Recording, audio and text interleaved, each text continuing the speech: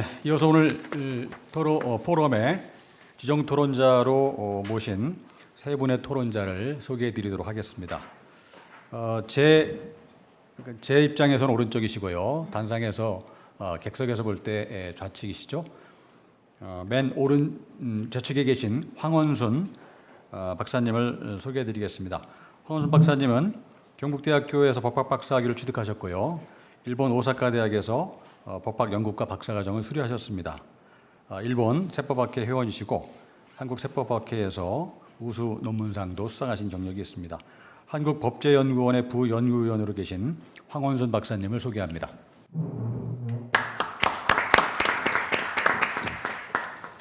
네, 다음으로 김무열 박사님 소개해드리겠습니다. 김 박사님은 경북대학교 법학부에서 공법학으로 법박사, 그리고 대학원에서 석사 학위를 취득하셨고요. 조세법으로 독일 포츠담 대학에서 조세법 행정법으로 법학 박사를 취득하셨습니다. 한국조세정연구원 초빙연구원을 거쳐 현재 부산광역시 입법정책 담당관 연구위원으로 재직하고 계십니다. 김무열 박사님을 소개하겠습니다.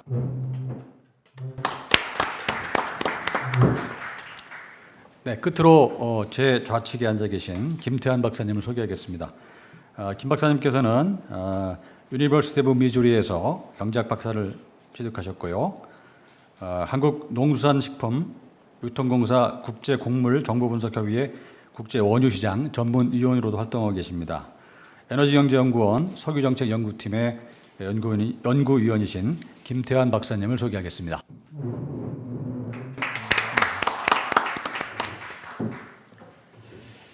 네, 토론 순서는 방금 소개해드린 순서대로 진행하면 어떨까 합니다.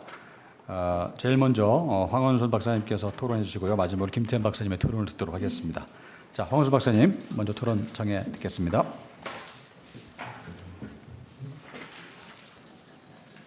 예, 안녕하십니까. 방금 소개받은 한국법제연구원의 황원순이라고 합니다.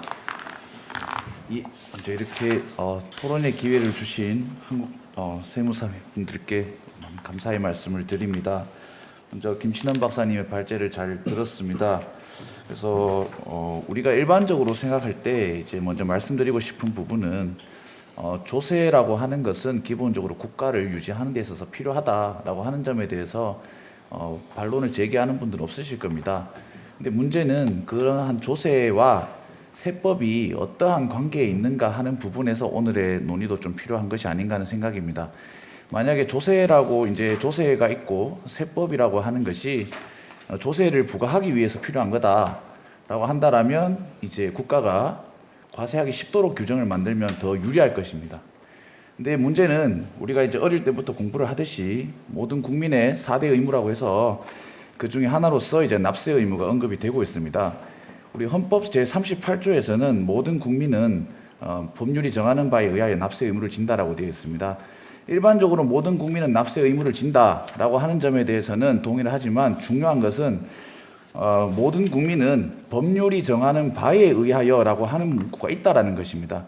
그렇기 때문에 기본적으로 세금이라고 하는 것은 우리가 사적 자치라고 하는 기본적인 우리 생활관계에서 벌어들인 소득에 대해서 일부분을 국가나 지자체와 같은 과세권자가 강제적으로 가져가는 것이기 때문에 법률이 정하는 바에 없다라고 한다면 이제 그것이 소득이 있다고 하더라도 그것을 이제 정당하게 이제 조세로서 가져갈 수 있는 논리가 성립되지 않는다라고 하는 점입니다. 그러한 점에서 볼 때 그렇다고 하면 법률이 정하기만 하면 다 되느냐 하는 점에서 오늘의 토론이 좀 의미가 있지 않는가 하는 그런 생각입니다. 그래서 과연 사적 자치의 원칙에 따라서 여러 기업들이 이제 정상적으로 열심히 이제 소득을 벌어들인 부분에 대해서 그것이 초과 이득 혹은 횡재라고 하는 부분에 대해서 그러한 것을 논리로 해서 과세를 하는 것이 과연 현행법에서 타당한가, 그게 정당하게 행해질 수 있겠는가, 혹은 그것이 그러한 과세 대상이 되는 납세 의무자들이 충분히 납득하고 순응할 수 있겠는가 하는 부분이 중요한 것이라고 생각이 듭니다. 그러한 이제 좀 전제 조건에서 간략하게 토론을 진행하고자 합니다. 우리가 일반적으로 이제 세금은 납세자들의 이제 담세 능력이라고 하죠. 이제 경제적 능력에 따라서 세금을 내는 것인데 횡재 이익이라고 하는 부분에 대해서는 아까 발제자께서도 말씀을 주셨지만 명확한 법적인 개념은 아직 정립되어 있지 않은 상황입니다. 그래서 소득 발생의 우연성이라고 할 수 있겠는데 아까 전에 말씀 주셨지만 이제 그 우리가 뭐 복권 당첨되는 그런 이제 예로 볼 수도 있겠습니다. 그게 이제 우리 개인이라면 사인인 것이고 뭐 회사들 같은 법인다라고 하는 차이가 있을 수 있습니다. 그러한 점에서 과연 그것이 횡재 혹은 초과 이익 뭐 이런 이제 사유로 해서 별도의 초과 그 과세를 할 수 있겠는가 하는 부분에 대해서 좀 생각이 이제 필요하다고 볼 것입니다. 그 다음에 소득이 이제 부당하다라고 말씀을 주셨습니다. 그래서 이 부당하다라고 하는 거는 우리 일반인의 관점에서 볼 때 이게 불법 혹은 위법이랑 부당이 같은 거냐 그렇게 생각할 수가 있습니다. 근데 사실 조금 좀 문구가 다르기 때문에 위법이나 불법 정도까지는 가지 않는 거라고 볼 수가 있겠습니다. 우리가 흔히 그래서 이 조세와 관련해서 부당이라고 하는 개념이 언급되는 게 조세 회피의 경우입니다. 그래서 조세 회피의 경우에는 일반적으로 대다수의 사람들이 사용하는 방식이 아닌 어떠한 거래 형식을 취했을 때 원래 대다수가 사용하는 그 방식을 행한 결과가 이제 경제적인 결과는 동일한데 세법에 따라서 과세를 할 때는 세금의 차이가 많이 난다. 이 뭔가 양자 간에 부당하다라고 하는 거기 때문에 결과적으로 이제 부당함이 나오는 것인데 지금 이제 이러한 이제 아까 말씀 주셨던 그러한 기업들의 경우에 이 부당하다라고 하는 것을 과연 어떠한 경우와 비교를 해서 도출할 수 있겠는가 하는 부분을 좀 살펴봐야 할 것입니다.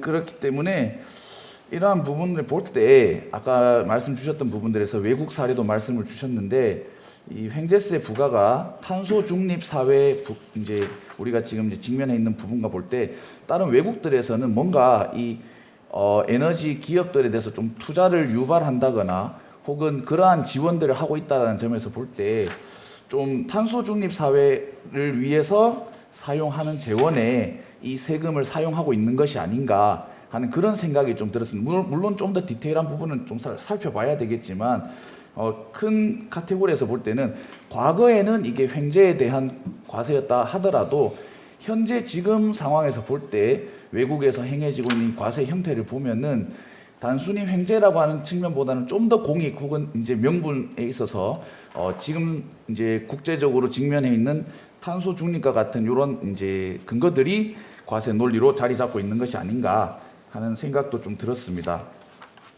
그 다음에 횡재세의 과세 대상 혹은 납세 의무자로 지금 언급되는 부분들이 주로 이제 석유 기업들 같은 경우들인데 이러한 부분들에 대해서 그 과세를 정당화하는 근거로서 또 하나 살펴본다고 한다면 이제 환경 오염에 대한 책임을 지는 경우들이 존재한다라고 하는 것이죠. 그렇기 때문에 이런 석유 기업들이나 이런 기업들이 기업들의 경우에는 환경에 대한 영향을 미치고 있기 때문에 이러한 부분에 대해서 과세를 좀 더 해야 되겠다 하는 점에서는 그 필요성을 조금 도모할 수 있지 않을까 싶은데 문제는 아까 발제자께서도 말씀을 주셨지만 그 초과 이익 혹은 정상 이윤이라고 하는 것을 어떻게 도출해내서 기준을 어떻게 마련할 것인가 하는 부분에 대해서는 사실 좀 더 깊이 있는 논의가 필요할 것이라고 생각이 듭니다. 과연 이 A라는 기업의 정상 이윤이라고 하는 혹은 통상소득이 될 수 있을 것도 같은데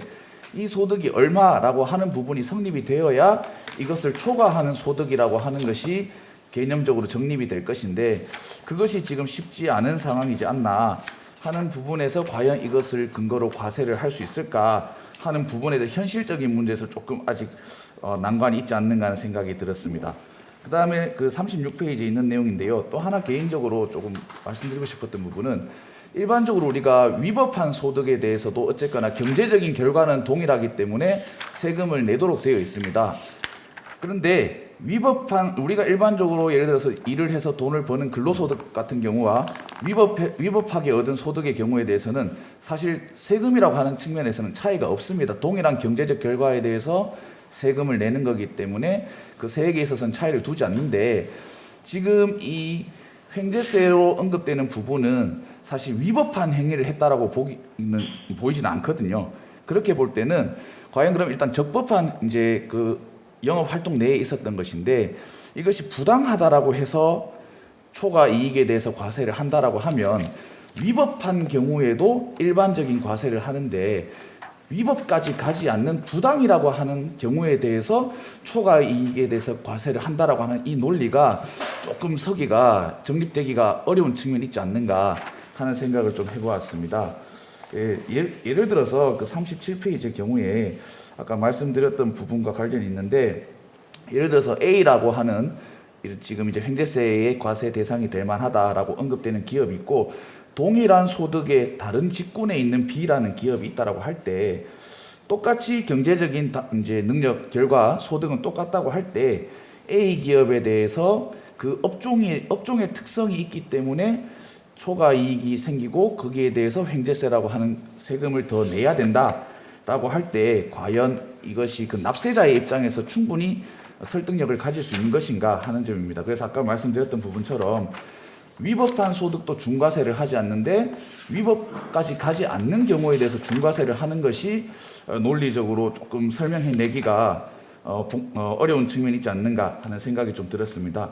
그래서 기본적으로는 다른 나라들도 지금 상황이 유사할 것이라고 보이는데, 횡재세라고 하는 과세도 좋지만 우선은 사적 자치에 의해서 기업들이 벌어들인 소득에 대해서 탄소 중립 사회 실현이라든가 이런 목표를 도모하기 위해 투자 장려나 그러한 그 친환경 시설 이런 부분들을 먼저 유치를 하고 나서 그 이후에 사실 이러한 추가적인 과세에 대해서는 논의를 하는 것이 오히려 조금 더 지금 시대에 맞는 것이 아닌가 하는 생각들이 좀 들었습니다. 그래서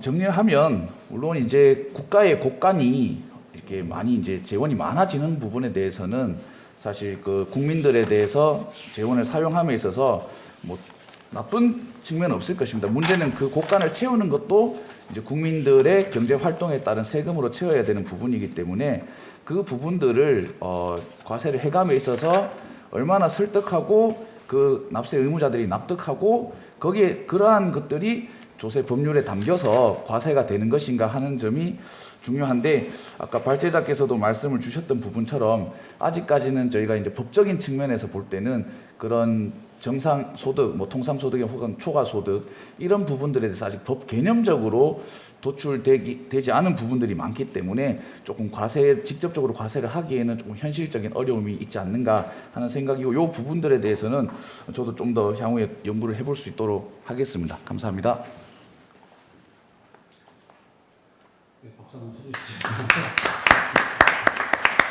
네, 황 박사님 좋은 토론 감사합니다. 네, 황 박사님께서는 법학자적 관점에서 횡재이익에 대한 개념에 관련된 문제들, 또 과세의 배경이 된 그 타당성, 또 근거 범위에 대해서 나름대로 의견을 개진해 주셨습니다. 네, 이어서 김무열 박사님 토론을 듣겠습니다. 네, 방금 소개받은 김무열입니다. 네, 바로 토론을 시작하도록 하겠습니다. 일단 저희 30페이지를 보시면은 지금 첫 문단에 보면 이제 초과 이익은 거의 구분할 수가 없다라는 말씀을 드리고요. 그다음에 이제 우리 횡재세라는 것을 도입하려고 한다면은 지금 아까 이제 의원님들 발의한 내용들을 보면은 아마 앞에 전당 기간에서의 어떤 비교군을 설정을 합니다. 뭐 앞에 뭐 3년간의 어떤 기간이라든지 이렇게 선정을 하게 되는데, 다시 29페이지 제가 그 드린 표를 보게 되면은 사실 2022년도 올해와 그다음 2023년도를 타겟으로 해가지고 과세를 한다고 쳤을 때, 그러면 그 앞에 기간에 보시면은 이제 2020년도, 21년도라든지 2015년부터 19년도까지는 가격이 상당히 떨어졌거든요. 거기에 대해서는 어떠한 국가에서 뭐 어떤 떨어진 오일 가격에 대해서 여러 가지 어떤 국가 지원을 해줬는 것인가에 관한 부분이 생기는 것이고요. 또 꼭 이 기간을 선정을 해야 되는 것인가, 아니면 차라리 2011년부터 15년도 사이에 있었던 그 가격 상승분에 대한 부분에서는 왜 언급을 하지 않았느냐, 이제 와서 이것을 하는가에 관한 부분도 사실은 좀 문제가 될 수 있다라는 것을 말씀드리고요. 그다음에 이제 최근에 뭐 이탈리아 같은 경우에는 일단 최대한 뭐 매출액에 대해서 25% 정도 과세를 한 것 같은데, 사실 그것도 이제 일률적으로 25% 적용하는 것이 적절한 것인가에 관한 부분이 생깁니다. 그 부분이 바로 이제 대차 대표는 자본 수익률 업종별로 맨 큰 차가 있다라는 점이고, 이런 경우 생각한다면은 업종별로 구분해 가지고 적용을 하는 것이 필요하지 않을까 이런 생각은 드는데, 이러한 고려 없이 그냥 무작정으로 그냥 이탈리아에서 이야기했던 그런 논리대로 가져와 가지고 지금 일부 의원님께서 이제 그걸 제공한 과세를 하려고 한다는 것은 사실 적절하지 않다는 말씀을 드리고, 그다음에 향후에 이제 세제상 규제가 이제 소급적인 것이 아니라 장래 이익에 대해서 적용한 경우라면 기업들이 또 장난을 칠 수가 있다는 거죠. 예. 그래서 그렇게 되면은 결국 조세 피해 행위를 또 오히려 유발시킬 수 있는 그런 상황도 발생하지 않겠나라는 측면에서 보면은 이런 이제 행제소 도입이 사실은 좀 어렵지 않나라는 것이 이제 사실 독일에서는 계속 이야기가 되고 있습니다. 그래서 독일에서도 지금 정당들은 사실은 대부분이 반대를 많이 하는데 이제 연방 재무부 장관 같은 경우도 오랫동안 반대를 해오다가 최근에 이제 다시 이제 입장을 전환해 가지고 이제 과세를 하겠다는 취지로 지금 전환을 하긴 했습니다만은 앞으로 이제 도입에 대한 부분은 이제 사실 좀 저도 아직까지는 불확실하다는 말씀을 드리고요. 그 외에 이제 오늘 발제하신 내용 중에서 제가 좀 몇 가지 좀 정정해야 될 거라든지 좀 더 고민이 필요하다는 것들이 있습니다. 왜냐하면 이제 PPT 보시면은 이제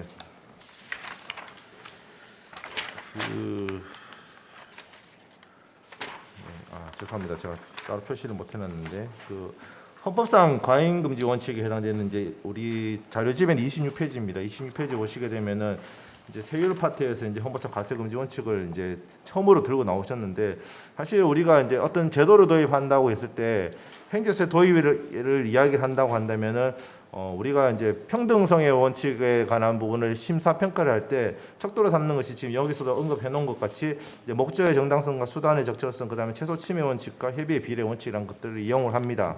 그러면 이제 목적의 정당성에 관한 부분에 있어서는 정말 이 횡재세가 필요한 것인가에 관한 논의를 하게 되고요. 이 횡재세의 목적이 무엇인가에 관한 논의를 하게 되는데 제가 이제 만약에 이렇게 이제 글을 좀 쓴다고 한다면 이제 참고를 하시라고 제가 말씀을 드린 거거든요.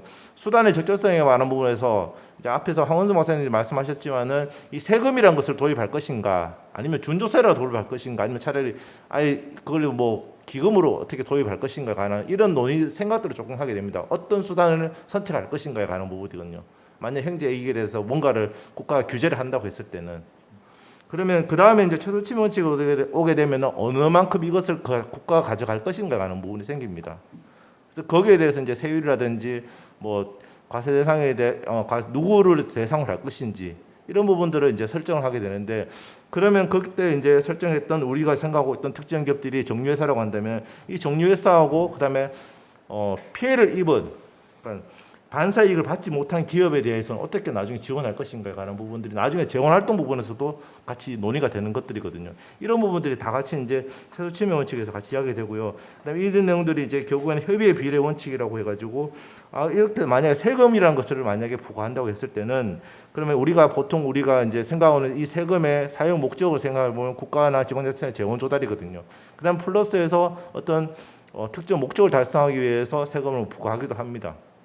그렇다면 이제 이러한 목적을 달성하는 것이 공익적 목적이라고 한다면은 정말 이 특정 기업인 정유회사의 어떤 영업의 자유라든지 이 특정 정유회사만을 상대로 해서 제한을 하는 것이 정말 타당한 것인가 관한 논의가 한 번 더 이루어져야지만 정말 이 횡재세라는 도입이 이제 헌법적으로는 문제가 없어질 것이다라는 생각을 해보게 됩니다.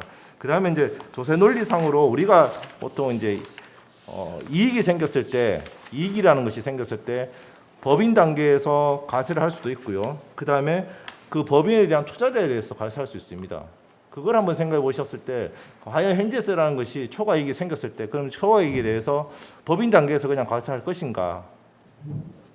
지금 계속 이제 의원님들 말씀하시는 것처럼 초과 부분에 대해서 25% 과세하는 것인데 아예 그런 거 없애버리고요. 차라리 소득 단계에서 투자자에게 고액의 투자자들에게 오히려 더 많은 과세를 하는 것이 더 적절하지 않을 것인가에 관한 생각도 한번 해볼 수 있지 않을까 싶습니다. 왜냐하면 아까도 이제 발제자께서 말씀하셨던 것 중에 하나가 은행 같은 경우에도 정말 정유회사보다 더 많은 이익이 생기는데 이런저런 혜택을 주지만은 그들이 받았던 임직원들에 대해서 임직원들이 아마 세율 적용된 세율이 아마 고액의 세율일 것인데 그들에 대해서 이제 좀 더 강하게 어떻게 세금을 부과하는 게 더 적절하지 않을까라는 생각이 들고요.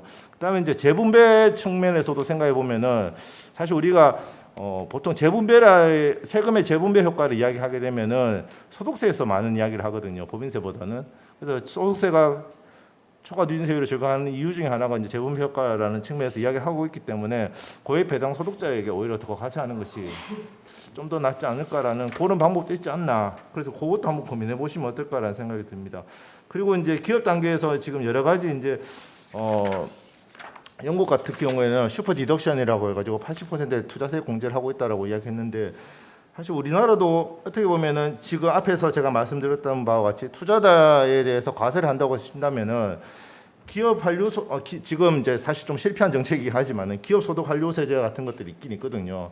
그런 것들 기업 소득 한류세제 같은 경우도 있는데 그 부분에 대해서도 한번 고민을 하셔가지고 이 현재세에서 생긴 이익에 대해서 어떻게 이제 이걸 관세할 것인가라는 부분들이 단순히 법인세만 둘 것이 아니라 여러 가지 세목들을 한번 좀 고민하면 좋지 않을까 이런 생각이 들었습니다. 이제 두서없는 토론했지만 이것을 마치도록 하겠습니다. 네, 감사합니다. 네, 김묘월 박사님께서 독일 사례를 비롯해서 형제사와 관련된 다양한 관점에서의 토론을 해주셨습니다. 네, 끝으로 세 번째 토론자이신 에너지경제연구원의 김태환 박사님의 토론을 듣도록 하겠습니다. 부탁드립니다. 네, 안녕하십니까. 에너지경제연구원 김태환입니다. 우선 오늘 그 앞서 발제해주신 그 김신환 박사님 발제 내용 정말 잘 들었고요. 형제세 도입 논리와 과세 논리에 대해서 조목조목 잘 과세 대상이나 과세율에 대한 뭐 내용들까지 일부 뭐 경제학적 내용들도 많이 언급을 중간중간 해주셨는데요. 정말 저도 공부가 많이 되었고요. 감사합니다. 저는 경제학을 전공을 했고요. 지금 현재 에너지 산업을 연구하고 있습니다. 그래서 에너지 산업을 연구하고 있는 경제학 전공자로서 우리가 횡재세를 도입하기에 앞서서 오늘 제가 보니까 발제자나 다른 토론자분들과 다르게 이제 경제학적인 관점에서 우리가 이 부분을 도입하기에 앞서 어떤 부분들을 조금 고민을 해봐야 되는지 그런 제 개인적인 생각들을 좀 공유를 드리고자 하는데요. 앞서 의원님 두 분 이제 축사를 하시면서 이제 제가 그 의원님들이 이제 이 그 토론 그 포럼에 이제 의미를 부여하신 부분이 앞서 두 번의 그 포럼 혹은 토론에서는 어쨌든 이 형제세 도입에 대한 정당성에 대해서 이제 고민을 했다면 오늘은 이제 좀 기술적인 내용들을 이제 그 이야기하게 되어서 의미가 있다라는 이제 말씀을 주셨는데 그 앞서 두 번의 토론이 사실 그런 정당성을 부여하기에 충분한 토론이었는가에 대한 사실은 조금 제 질문 제 퀘스천이 아직 해결되진 않았어요. 그래서 사실 제가 오늘 준비한 이런 제 토론문도 여전히 그런 정당성에 관한 내용을 조금 더 언급을 조금 드리고 싶어요. 그래서 오늘 토론을 하셨던 앞서 두 분의 박사님이나 발제를 해주셨던 박사님 다 공이 좀 비슷한 내용들인 것 같아요. 그래서 근데 다만 저는 조금 더 경제학적인 그 용어들이나 어떤 그런 그 사고 방식을 가지고 좀 말씀을 드리고 싶은데요. 우선 경제학이 이제 그 법학이나 그런 다른 학문들과 조금 다른 부분은 뭐냐면 이제 한정된 자원을 가지고 이제 의사결정을 하는데 중요한 게 가격이라는 수단을 가지고 우리가 사회 현상을 일반화시키는 그런 학문이다 이렇게 이해를 하시면 되겠습니다. 그래서 이런 횡재세가 물론 그 고유가로 인해서 이제 국민들의 어떤 고통을 감내하기 위한 어떤 완화시키기 위한 수단으로서 우리가 도입을 하고자 하는데 그 공이 계속 반복되면서 이야기가 나오는 것 같아요. 우리가 과연 초과 이윤을 어떻게 정의할 수 있는가? 이 소위 횡재라는 것을 우리가 어떻게 우리 사회가 정의할 수 있는가? 이 논의 자체만으로도 사실 굉장히 많은 시간과 노력과 논쟁 그리고 그 고민들이 좀 필요한 것 같습니다. 그러니까 우리가 지금 지내고 있는 자유시장 경쟁 체제 하에서 이제 노력을 하면 당연히 그에 대한 일정 부분의 그 보상이 이루어지는 게 이제 인지상정인데요. 사실 기업들도 마찬가지거든요. 그래서 자유시장 경쟁 체제 하에서 이제 시장에서 혁신한 기업들은 살아남게 되고 그런 살아남은 기업들이 이제 초과 이윤을 이제 얻게 되는 것인데요. 우리가 이 논란이 되고 있는 이 소위 그 코로나19 시대에 소위 횡재를 했다라고 이제 그 일컫는 그런 기업들은 사실상 굉장히 많습니다. 뭐 쉽게 생각해 보면 진단 키트를 제조했던 그런 기업들도 있고요. 마스크 제조업 그리고 백신 기업들은 말할 것도 없고 그리고 가전 제품 수요가 이제 폭발적으로 증가하면서 관련 IT 기업들이나 온라인 게임업들 무수히 많고 논란이 되고 있는 이제 정유업도 사실은 그 중에 하나이지 않겠습니까? 그래서 또 일각에서는 이제 횡재라는 그 소위 용어를 이제 초과 이윤이다라는 이제 표현으로 이제 우리가 해석을 할 수도 있는데 사실상 초과이윤이다라고 하면 그 과세 범위가 무수히 많아지는 것이죠. 그런데 뭐 회계학적으로 우리가 뭐 초과이윤이다 하면 근데 뭐 전년 동기 대비 뭐 영업이익 혹은 영업이익률에서 높았던 기업들을 모두 다 과세를 해야 되는 것인가? 사실은 굉장히 어려운 질문이고 그 어디까지를 이제 과연 노력의 대가고 어디부터가 사실은 횡재이고 어디부터가 초과이윤이다. 이것을 소위 경제학적으로 그 정의 내리기가 굉장히 어렵고 아까 앞에 그 김신환 박사님 말씀하신 대로 법학적이나 경제학적으로 이런 관련 연구가 없다라고 하셨는데 이 질문은 사실 그 학문적으로는 대답하기 어렵고 사실은 어쩌면 불가능에 가까운 질문이기 때문에 그렇지 않나라는 제 개인적인 생각들이 듭니다. 그래서 물론 그 정치 공학적으로 판단을 해서 뭐 일부 그런 그 시도들이나 혹은 그런 부분들이 뭐 가능은 할 수는 있겠습니다만 적어도 제가 오늘 드리는 말씀은 경제적인 어떤 정의에 부합하는 그런 소위 초과 이윤을 우리가 정의 내리는 것이 이런 토론 한두 번을 가지고는 우리 사회가 답을 내리기는 참 어려운 질문이 아닌가라는 생각을 일단 좀 뭐 강하게 그 질문에 대한 그 고민들이 일단 강하게 들고요.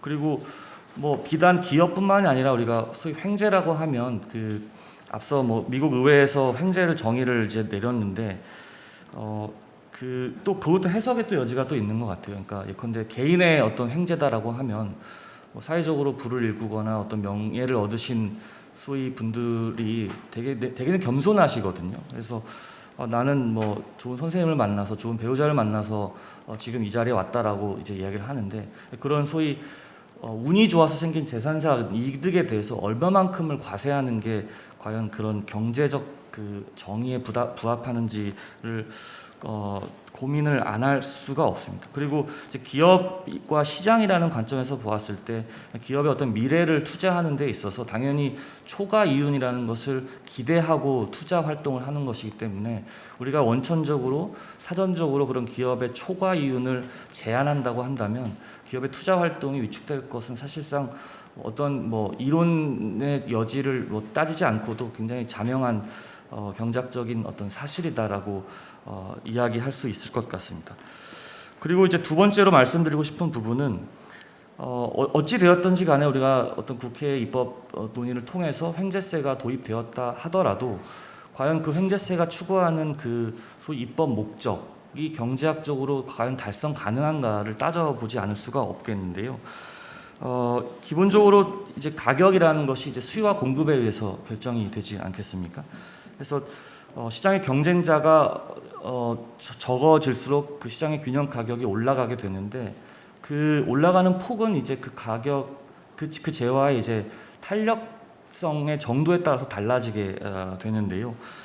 이번에 논란의 이제 중심이 되고 있는 정유업 그리고 석유 제품 즉 휘발유와 경유는 단기적으로 굉장히 비탄력적인 재화입니다. 그래서 이러한 비탄력적인 재화의 가격은 기본적으로 공급자로부터 최종 소비자에게 전가되는 경향은 우리 경제학에서 아주 오랫동안 실증적으로 연구한 현상입니다. 그래서 그 1776년 이제 경제학의 아버지라고 불리우는 이제 아담 스미스가 쓴 국부론의 이제 유명한 예시를 하나 인용을 해 보자면 우리가 저녁 식사를 하는 것은 이 푸주간의 주인과 그 빵집 주인의 어떤 따뜻한 배려하는 남을 이렇게 먹이고 싶은 그런 마음 때문이 아니라 그들의 어떤 이기적인 어떤 사적 이익의 추구 목적 때문에 우리가 그런 그들로부터 빵도 사고 고기도 사는 것이거든요. 그래서 이 비탄력적인 재화의 가격이 최종 소비자에게 전가되는 것이 이게 이 어떤 그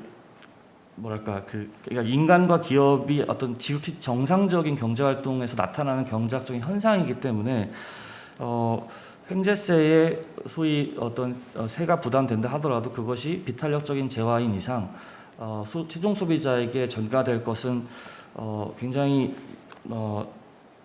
우리 경제학에서 많이 연구되어 있던 하나의 그 현상이다라는 점을 우리가 고민을 이 법안을 도입하면서도 그 과정에서 고민을 좀 해봐야겠다라는 생각을 좀 듭니다. 그래서 앞서 뭐 기금을 만든다라든지 아니면 조세를 누구에게 부담할 것이냐 뭐 그런 여러 가지 논리에 대해서 앞에 두 분의 토론자께서도 말씀을 주셨습니다만 결론적으로 이 석유 가격 이게 그 가격 인하를 하려면 시장의 어떤 메커니즘에 역행하지 않는 수단으로서 그 도입이 되어야 될 텐데요.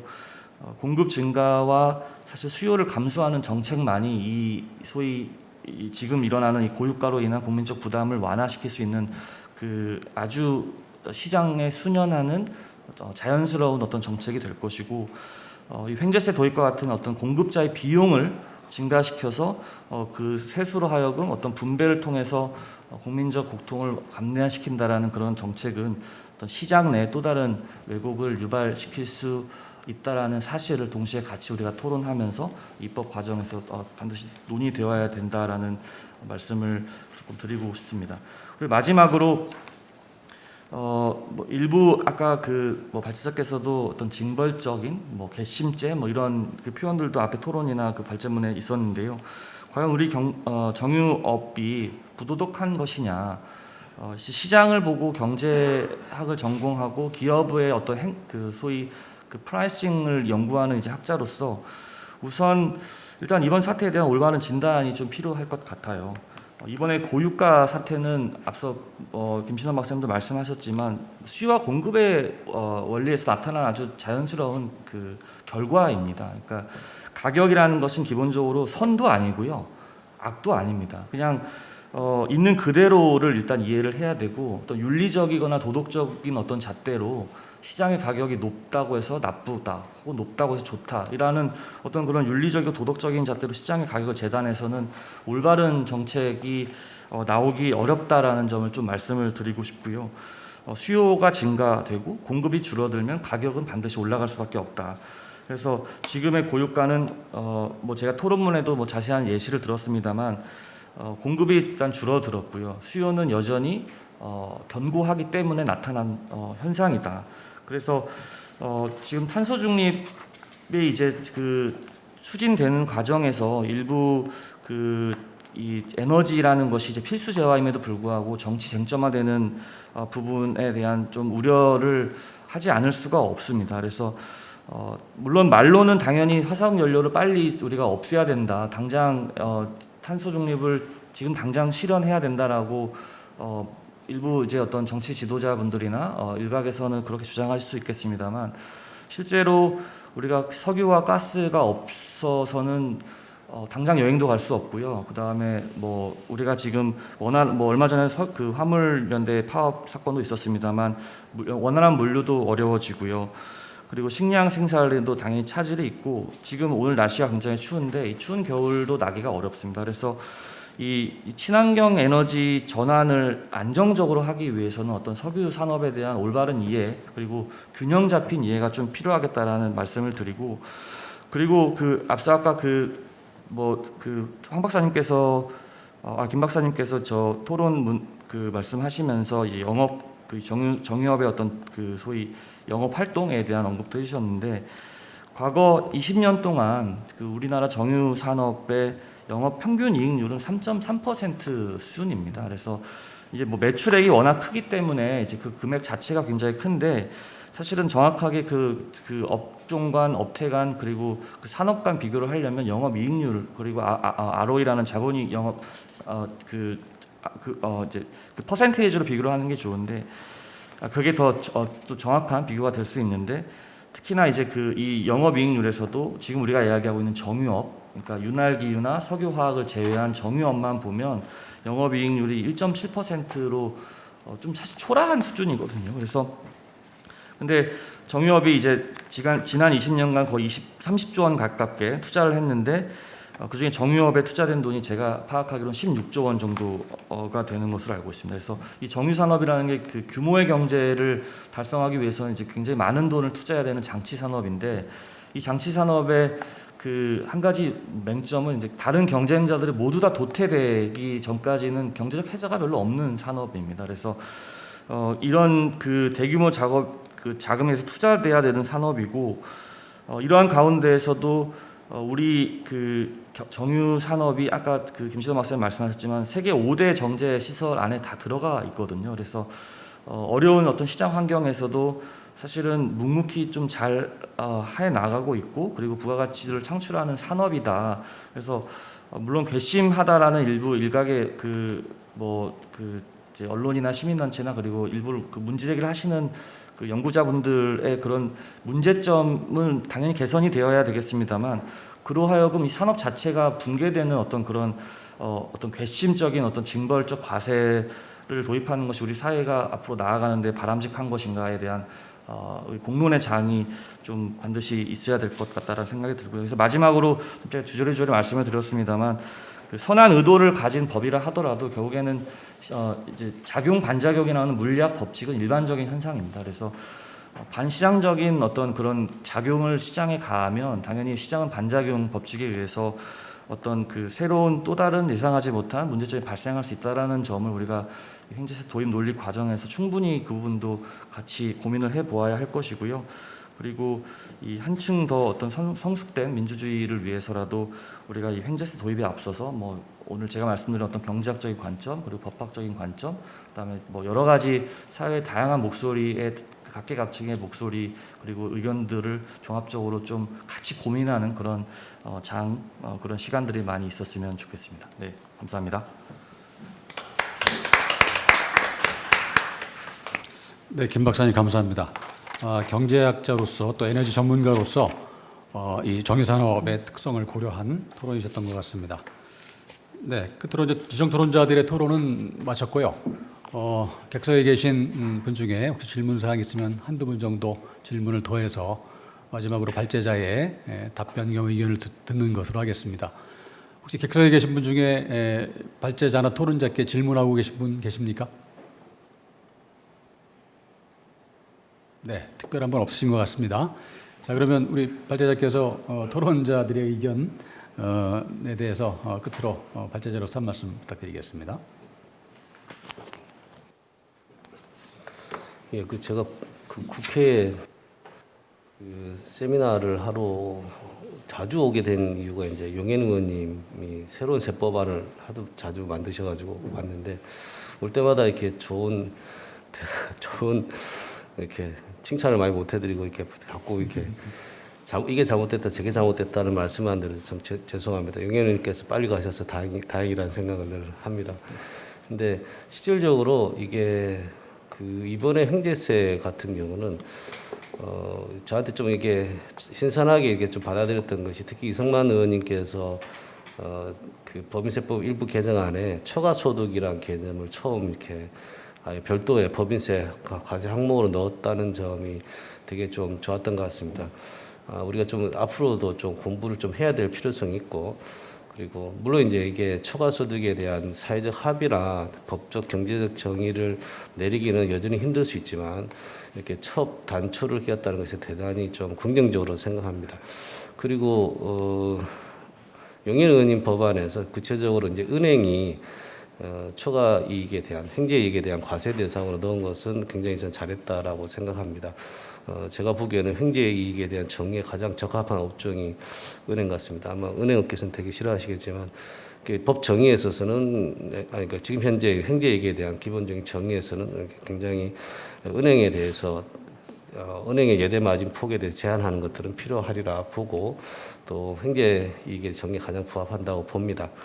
다만 이제 공통적인 견해가 오늘 의도치 않게 사실 한국에서 법학 박사 중에 세법으로 박사를 받으신 분이 20명이 채 안 됩니다. 그리고 거의 저같이 이제 전문 직업이 있는 분들이 추가적으로 받았고, 공부만 하시는 분들이 저희 교수님 포함해 딱 3분인데, 이 2분을 모셨는데 거의 공통된 의견을 주셔서 짜고 치는 것이 아니라 실제로 이게 조세법을 법학으로 공부하는 사람 입장에서 보는 그 시각이 좀 동일한 것 같습니다. 구체적인 횡재 이익을 어떻게 할 것인지 업종별로 구분해서 초과이익에 대한 개념을 좀 정하지 않으면 좀 이게 과세하기에는 적합하지 않다라는 것은 아마 기본적인 조세법 학자들의 견해가 아닌가 그런 생각을 합니다. 그리고 특히나 이 업종별로 나눠지는 것이 굉장히 이게 어렵습니다. 업종이 수백 가지가 되거든요. 지금 표준산업분류표에 의한다면. 근데 이게 고리스크 있을수록 고투자 수익이 발생해야 되고, 사실 어떻게 보면 석유 기업이나 반도체 기업들이 아주 큰 수익을 가끔씩 얻는 것들이 없으면 투자가 안 될 겁니다. 그래서 그런 측면에서 보면 좀 귀찮고 힘들더라도 업종별로 정말 어떤 정상 마진율을 어느 정도 보는 것이 사회적으로 용이될 것인가에 대해서는 앞으로도 좀 계속 연구하고 또 개발해야 될 필요성이 있다라고 생각합니다. 이상입니다. 발제자와 세 분의 토론자의 토론을 다 들었습니다. 네, 저도 이쪽 부분에 대해서 최근에 공부하고 있는 한 사람으로서 마무리 멘트 겸 말씀을 잠깐 좀 드리고자 하는데요. 오늘 그 발제하고 토론 과정에서 좀 깊이 있게 다뤄지지 않은 내용이 있어서 제가 한 말씀 좀 더하고자 합니다. 아까 우리 김태환 박사님께서 이게 이제 그 횡재세를 부과한다고 한다면 정유업계나 은행업보다도 오히려 그 팬데믹 상황에서 진단 키트 또 마스크 얼마나 돈 많이 벌었겠습니까? 그리고 우리가 집에서 있으면서 넷플릭스도 많이 봤고요. 그럼 OTT 기업도 아마 과거에 없던 이익을 거두었을 것입니다.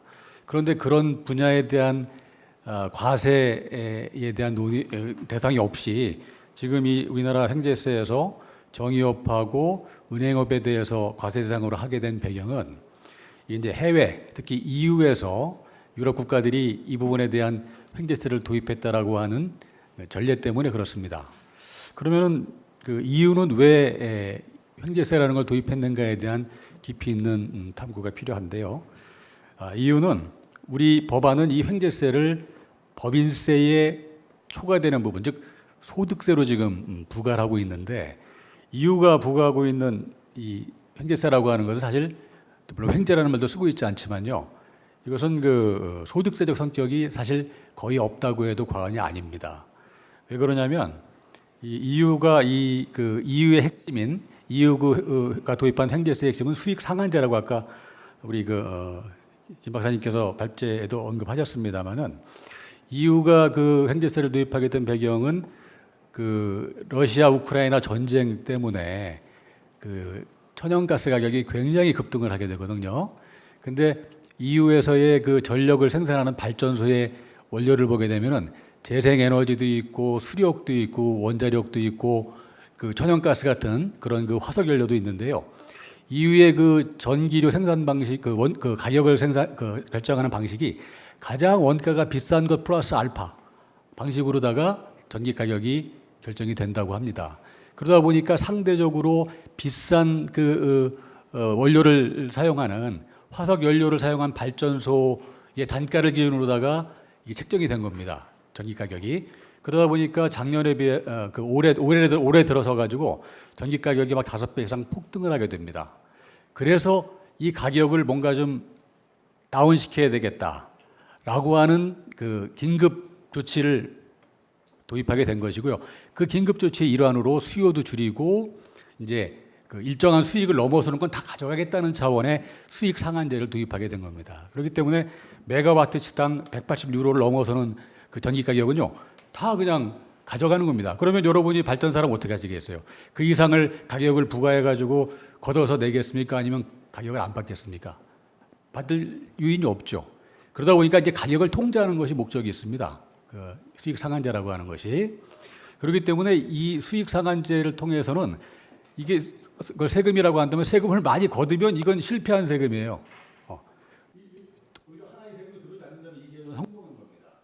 그렇기 때문에 사실 그래서 이제 소비세 방식을 취하고 있는 것이고 곧바로 이제 소비세와 같은 것인데 그러면 EU는 어떻게 이런 그 제도의 도입이 가능한가?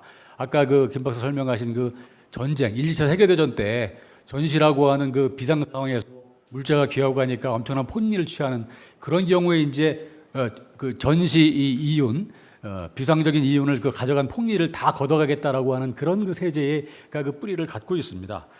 자, 그런 상황에서 이제 뿌리를 둔 EU의 그 횡재세라고 하는 것이 우리나라로 오면서 제가 보기에는 굉장히 도전적인 아주 획기적인 세금으로 바뀝니다. 뭐냐면 횡재라고 하는 그 단어가 가지고 있는 것처럼 뭔가 소득을 많이 거둔 그런 그 급격한 이익을 보는 기업에 대해서는 거기서 세금을 걷어가야 되지 않느냐라고 하는 그런 그 마치 그 어떤 부의 재분배 그런 목적을 가미한 과세 논리가 여기에 더해졌다는 생각이 들고요.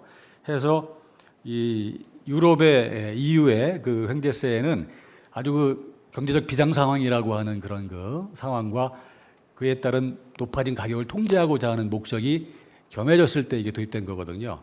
그런 관점에서 본다면 과연 우리나라의 횡재세, 우리나라의 그 정유보금이나 뭐 은행 또 관련해서도 이런 두 가지 요건이 전제가 되어 있는가에 대한 고민도 있어야 할 것이고요.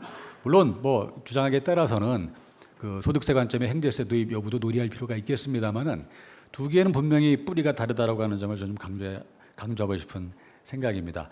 하여간 저는 새로운 목적의 세금이 도입되기 위해서는 국민적인 공감대가 국회를 통해서 당연히 이루어져야 될 것 같고요. 그렇게 하기 위해서는 관련 전문가들의 깊이 있는 비판과 분석, 논의가 무엇보다도 심도 있게 이루어져야 한다는 생각이 들고요. 그런 관점에서 오늘 제27회 한국세무포럼의 주제와 내용은 정말 많은 의미와 시사점이 있다고 생각을 합니다. 오늘 그 포럼에 끝까지 참여해 주신 관객 여러분께 객석에 계신 여러 참여분께 감사드리고요. 좋은 발표와 토론으로 수고해 주신 네 분 발제자와 토론자분께도 깊은 감사를 드리겠습니다. 자, 이것으로 오늘 포럼을 마치겠습니다. 감사합니다.